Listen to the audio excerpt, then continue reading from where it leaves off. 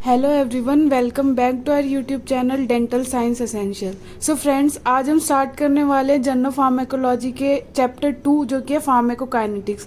Friends, ये बहुत ही important topic है और पिछली वीडियोस में हमने रूट ऑफ ड्रग एडमिनिस्ट्रेशन पढ़ा था। अगर आपने वो वीडियो नहीं देखी है तो प्लीज़ जाइए और देखिए, तभी आपको फार्मेकोकाइनेटिक्स अच्छे से समझ आएगा। तो स्टार्ट करते हैं फार्मेकोकाइनेटिक्स की डेफिनेशन से। जैसा कि हमने इंट्रोडक्शन जो वीडियोस थी हमारी पिछली, उसमें हमने देखा था फार्मेकोकाइनेटिक्स का बेसिक इंट्रोडक्शन कि फार्मेकोकाइनेटिक्स क्या होता है। आज हम देखते हैं उसकी definition. It is the study of absorption, distribution, metabolism and excretion of drug. तो जो फार्मेकोकाइनेटिक्स किस चीज़ की स्टडी है? एब्जॉर्प्शन की, डिस्ट्रीब्यूशन, मेटाबॉलिज्म और ड्रग के एक्सक्रीशन की। तो आप सिंपली याद रख सकते हैं ADME से, absorption, distribution, metabolism and excretion of drugs. या हम सिंपली बोल सकते हैं what body does to the drug, मतलब बॉडी उस ड्रग के साथ क्या करेगी जब हमने उसे एडमिनिस्टर कर लिया उसके बाद। तो उस ड्रग का अब्जॉर्प्शन होगा, फिर डिस्ट्रीब्यूशन होगा, फिर मेटाबॉलिज्म होगा, फिर एक्सक्रीशन होगा। और फार्मेकोकाइनेटिक्स वर्ड से ही हमें क्लियर हो रहा है, फार्मा का मतलब होता है ड्रग, ड्रग से रिलेटेड, और काइनेटिक्स का मतलब होता है मूवमेंट। तो ड्रग की मूवमेंट को फार्मेकोकाइनेटिक्स बोलते हैं। या दूसरी तरह हम इसकी डेफिनेशन को क्या बोल सकते हैं? It is the quantitative study of drug movement into, within and out of the body. मतलब ये किस चीज की स्टडी है? ड्रग की मूवमेंट हो रही है। काइनेटिक्स का मतलब मूवमेंट, तो ड्रग की मूवमेंट हो रही है into, within and out of the body. Body के अंदर, बॉडी के मतलब विद इन और out of the body. So friends, next आ रहा है एक फ्लो चार्ट जिसमें फार्मेकोकाइनेटिक्स जो प्रोसेस है ना उनका डिपिक्शन है। तो फर्स्ट क्या प्रोसेस होती है हमारी? एब्जॉर्प्शन। जैसे ही हमने किसी भी रूट से ड्रग को एडमिनिस्टर किया, फॉर एग्जांपल ओरल रूट से हमने एडमिनिस्टर किया ड्रग को, तो सबसे पहले क्या होगा? एब्जॉर्प्शन। तो क्या है? Drug in doses form. Doses form में जो ड्रग है ना, मतलब टैबलेट के फॉर्म में है या कैप्सूल के, जिस भी फॉर्म में है, वो रिलीज हो जाएगी सॉल्यूशन में। मतलब अगर उस ड्रग को हमने वाटर के साथ एनगल्फ किया है तो क्या होगा? वो ड्रग रिलीज होगी अब स्टमक में या जो भी हमारी GIT में, जहाँ भी उसको डिजोल्व होना होगा। तो ड्रग सॉल्यूशन में आ गई। उसके बाद क्या होगा? ड्रग का एब्जॉर्प्शन होगा ब्लड में। फिर ब्लड में आने के बाद वो ड्रग फ्री ड्रग बन जाएगी। और सेकेंड हमारी कौन सी प्रोसेस होती है? डिस्ट्रीब्यूशन। तो फर्स्ट एब्जॉर्प्शन हो गया, उसमें क्या होता है? डोजेस फॉर्म में जो ड्रग होती है वो सॉल्यूशन में रिलीज हो जाती है। उसके बाद जो सॉल्यूशन से ड्रग एब्जॉर्ब होके ब्लड में आ जाती है। ब्लड में फ्री ड्रग के फॉर्म में वो अवेलेबल हो जाती है। अब डिस्ट्रीब्यूशन में क्या होता है? जैसे नाम से क्लियर है, डिस्ट्रीब्यूट होगी वो ड्रग, तो साइट ऑफ एक्शन पे डिस्ट्रीब्यूट हो जाएगी या स्टोरेज टिश्यू में स्टोर हो जाएगी वो ड्रग। तो ब्लड्स के थ्रू साइट ऑफ एक्शन पे वो ड्रग पहुंचेगी या स्टोरेज टिश्यू में वो ड्रग स्टोर हो जाएगी, तो उसे बोलेंगे हम डिस्ट्रीब्यूशन। तो साइट ऑफ एक्शन पे या तो वो बाउंड फॉर्म में रहेगी या फ्री फॉर्म में। बाउंड फॉर्म का मतलब है, आगे हम पढ़ेंगे डिस्ट्रीब्यूशन में, प्लाज्मा प्रोटीन के साथ ड्रग बाउंड करके बाउंड फॉर्म में रहती है या फ्री फॉर्म में रहती है। तो फ्री ड्रग डिस्ट्रीब्यूट होने के बाद वापस से ब्लड में आ जाएगी। अब वापस से ब्लड में आने के बाद वो बायो ट्रांसफॉर्मेशन के लिए जाएगी, थर्ड स्टेप जो हमारा मेटाबॉलिज्म है, क्योंकि जनरली लीवर में होता है। तो वहाँ क्या होगा? ड्रग का बायो मतलब बायोलॉजिकल ट्रांसफॉर्मेशन होगा। इसमें जनरली क्या होता है फ्रेंड, जो लिपिड सॉल्युबल ड्रग्स होती है ना, उनको वाटर सॉल्युबल ड्रग्स में कन्वर्ट किया जाता है ताकि उसका एक्सक्रीशन ईजी हो जाए। तो थर्ड स्टेप में बायो ट्रांसफॉर्मेशन होगा उस ड्रग का। फिर उस ड्रग का मेटाबॉलिज्म होने के बाद मेटाबोलाइट्स बन जाएंगे उस ड्रग के। तो वो जो फ्री ड्रग है ना, अगर वो पहले से ही वाटर सॉल्युबल है तो उसका मेटाबॉलिज्म नहीं होगा, वो डायरेक्टली एक्सक्रीट हो जाएगी। हमारे फोर्थ प्रोसेस है जो, या जो अगर लिपिड सॉल्युबल ड्रग है, वाटर इनसॉल्युबल ड्रग है, तो उसका मेटाबॉलिज्म होगा, वो मेटाबोलाइट्स में कन्वर्ट हो जाएगी। उसके बाद इजीली एक्सक्रीट हो जाएगी यूरिन के थ्रू, बाइल के थ्रू, फीसिस के थ्रू, स्वेट के थ्रू या सलाइवा के थ्रू। तो फ्रेंड्स, नेक्स्ट आ रहा है ट्रांसपोर्ट ऑफ ड्रग्स। तो हमने पढ़ा कि ड्रग की मूवमेंट ही फार्मेकोकाइनेटिक्स है, लेकिन अब हम देखेंगे कि मूवमेंट हो कैसे रही है। फॉर एग्जांपल, ये ट्रांसपोर्ट ड्रग का हो कैसे रहा है। जैसे अगर हमें डिस्ट्रीब्यूशन की बात करें तो ब्लड ब्लड से ड्रग कहाँ जा रही है, साइट ऑफ एक्शन पे। साइट ऑफ एक्शन मतलब किसी सेल या किसी टिश्यू के पास जा रही होगी, किसी ऑर्गन के पास जा रही होगी, स्पेसिफिक ऑर्गन के पास। तो उसके अंदर ऑर्गन किससे बना होता है, सेल्स का ग्रुप होता है। तो वो ड्रग है ना ब्लड से वहाँ पे उन सेल्स के पास कैसे ट्रांसपोर्ट हो रही है, तो वो देखेंगे कि ड्रग का ट्रांसपोर्ट कैसे होता है। All pharmacokinetic process involve transport of drug across biological membrane. तो जितने भी फार्माकोकाइनेटिक प्रोसेस है ना, उनमें जो ड्रग का ट्रांसपोर्ट जो है ना वो बायोलॉजिकल मेम्ब्रेन के, मतलब हमारी जो लिपिड बायलेयर होती है ना हमारी सेल मेम्ब्रेन के थ्रू हो रहा है। लिपिड मेम्ब्रेन या हमारी सेल मेम्ब्रेन जो बोल सकते हैं। तो जितनी भी फार्माकोकाइनेटिक प्रोसेस हो रही है वो ड्रग के ट्रांसपोर्ट को इन्वॉल्व कर रही है, किसके थ्रू, हमारी बायोलॉजिकल मेम्ब्रेन या प्लाज्मा मेम्ब्रेन या सेल मेम्ब्रेन, जो भी बोलना चाहें। अब हम देखेंगे mechanism of transport of drug across biological membrane, मतलब कैसे बायोलॉजिकल मेम्ब्रेन के अक्रॉस हमारी ड्रग ट्रांसपोर्ट हो रही है। तो स्टार्ट करते हैं ड्रग ट्रांसपोर्टर से।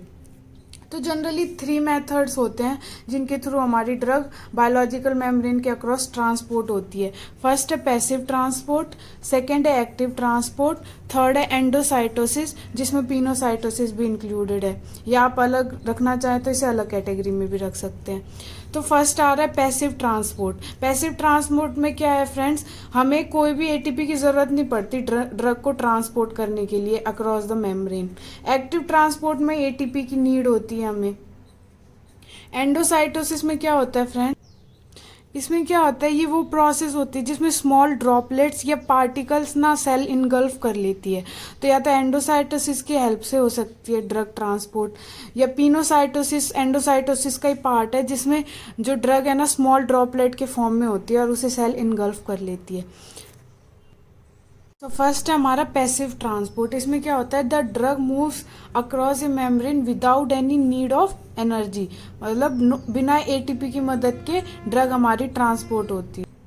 सो इसमें फर्स्ट है सिंपल डिफ्यूजन। इसमें क्या होता है, transfer of drug across the membrane in the direction of its concentration gradient, मतलब ड्रग का हाई कंसंट्रेशन से लो कंसंट्रेशन में ट्रांसफर होता है ड्रग का। ये most common mode of drug absorption, सबसे कॉमन मोड है ये ड्रग के एब्जॉर्प्शन का। इसका एग्जांपल है जैसे लिपिड सॉल्युबल जो ड्रग्स होती हैं वो सिंपल डिफ्यूजन से डिफ्यूज कर जाती हैं।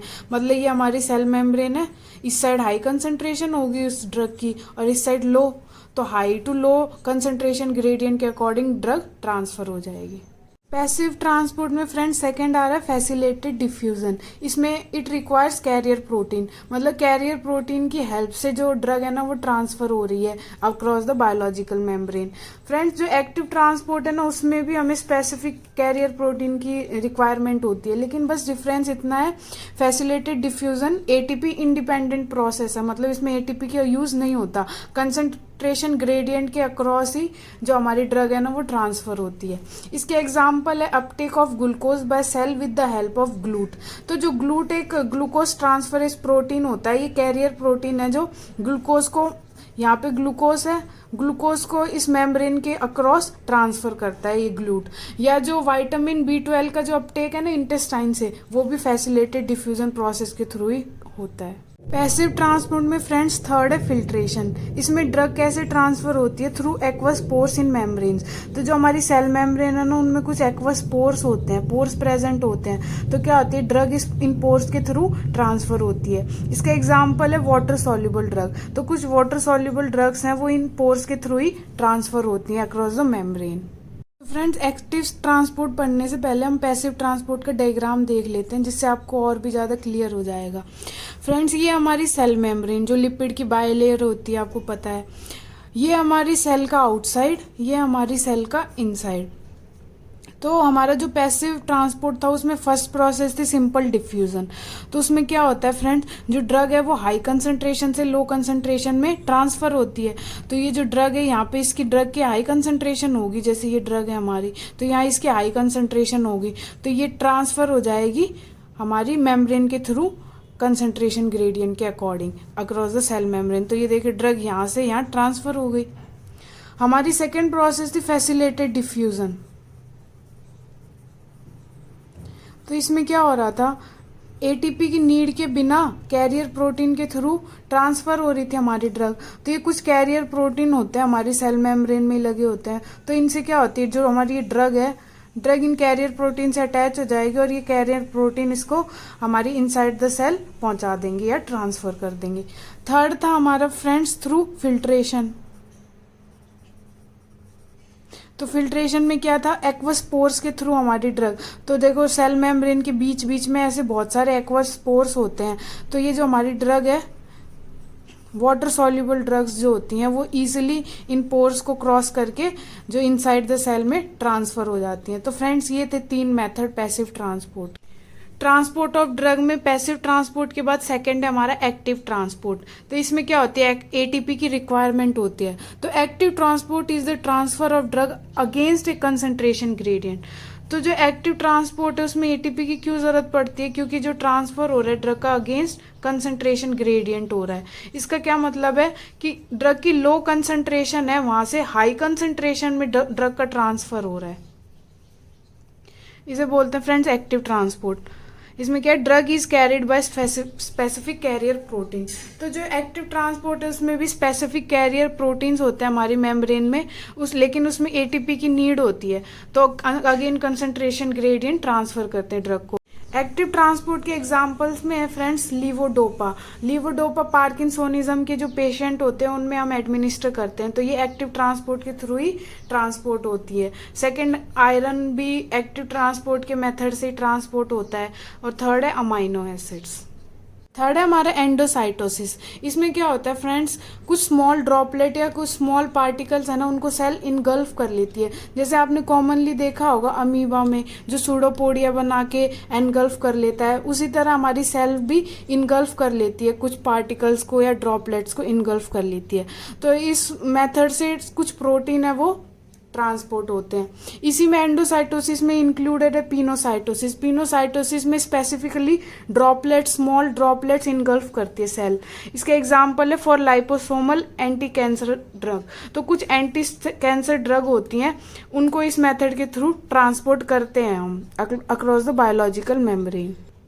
फ्रेंड्स, एंडोसाइटोसिस के अपोजिट ही एक एक्सोसाइटोसिस प्रोसेस भी होती है, लेकिन वो हमारी ड्रग को ट्रांसपोर्ट करने की प्रोसेस नहीं है। जैसे न्यूरोट्रांसमीटर जो स्टोर होते हैं ना नर्व एंडिंग में, वो एक्सोसाइटोसिस प्रोसेस के थ्रू रिलीज होते हैं, लेकिन उनका ड्रग ट्रांसपोर्ट में कोई एक्सोसाइटोसिस प्रोसेस का इतना रोल नहीं है। सो फ्रेंड्स, आई होप आपको फार्माकोकाइनेटिक्स का जो इंट्रोडक्शन है वो अच्छे से समझ आया होगा। अगर आपको ये वीडियो अच्छी लगी हो तो please like, share and subscribe to our YouTube channel. अगर आपको कोई भी डाउट है तो आप हमें कमेंट सेक्शन में कमेंट कर सकते हैं। Until then take care, bye bye.